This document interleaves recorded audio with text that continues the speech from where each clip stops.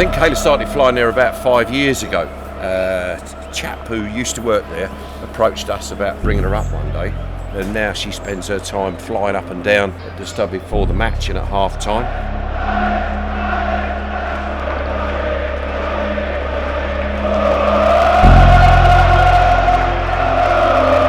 Yeah, she's a major celebrity there now, and she's never looked back.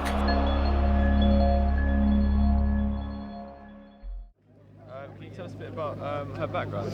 Her background? Well, basically, she was stolen in Canada along with her sister, and some bloke had them both in his back garden for a number of years, and then the authorities found out about it. He went to prison.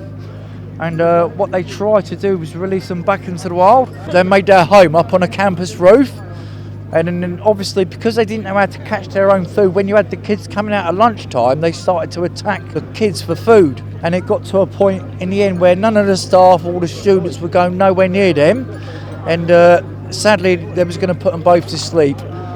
Eagle Heights heard about it. In fact, they got in touch with us and they said, we have 2 psychotic bald eagles. Would you like to try and do something with them? And we said, yes please, we'd like a little bit of a challenge. Unfortunately, there was a little bit of a delay with her sister, and actually put her sister to sleep, and within that my boss flew straight out to Canada, waited for the correct paperwork, and flew back with Kayla.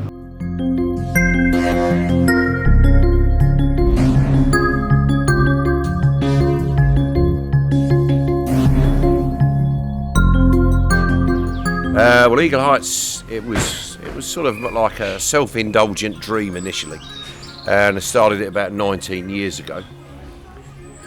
We've recently turned it into a foundation, so it's now a not-for-profit organisation, so it's for the benefit of all the people who work here, and all the animals and the birds. And it's basically all about fun, education, trying to get people to understand what's actually going on in the real world, as opposed to a lot of the stuff that we're fed. It's all educational, trying to tell you about where they come from, what they eat, the diet, and what man is basically doing to these. I mean, these came off the endangered list a few years ago, but recently they've actually started to drop in numbers again. We used to have at one point 160 birds of prey there. We now probably have about 60 or 70.